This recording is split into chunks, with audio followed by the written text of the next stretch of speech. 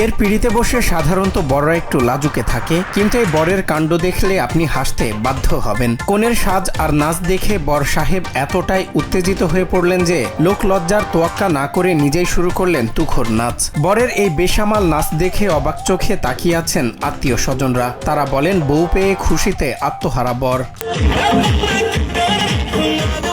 ঝলমলে আলোয় সাজানো বিয়ের স্টেজ, চারপাশে আত্মীয়দের ভিড়। হঠাৎই কনে যখন হিন্দি গানের তালে কোমর দোলাতে শুরু করলেন, তখন বরের চোখের পলক আর পড়ছে না। কিছুক্ষণ মুগ্ধ হয়ে তাকিয়ে থাকার পর বরের ভেতর থেকে যেন এক বিশাল ডান্সার বেরিয়ে এলো। কনেকে টেক্কা দিতে তিনি এমন সব অদ্ভুত অঙ্গভঙ্গি করে নাচতে শুরু করলেন, যা দেখে উপস্থিত সবার চক্ষু চড়ক গাছ।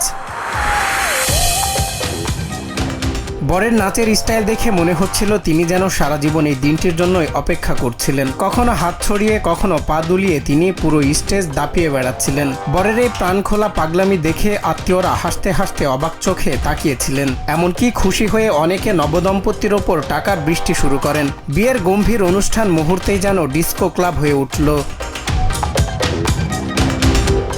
ভিডিওটি ভারতে আরতি কুমারী 2002 নামের একটি অ্যাকাউন্ট থেকে ইনস্টাগ্রামে পোস্ট করার পর মুহূর্তেই তা ভাইরাল হয়ে যায়। তারপর থেকে শুরু হয় সামাজিক যোগাযোগ মাধ্যমে হাসি আর রসিকতার ঝড়। কেউ বলছেন বউ পাওয়ার খুশিতে ভাই তো পুরোই দিশেহারা, আবার কেউ রসিকতা করে বলেন, বিয়ের আগেই যদি এই অবস্থা হয় তবে বিয়ের পর না জানি বরকে আর কত নাচতে হবে। নেটিজেনদের কাছে বরের এই বিন্দাস মেজাজটাই এখন সবচেয়ে বড় বিনোদন।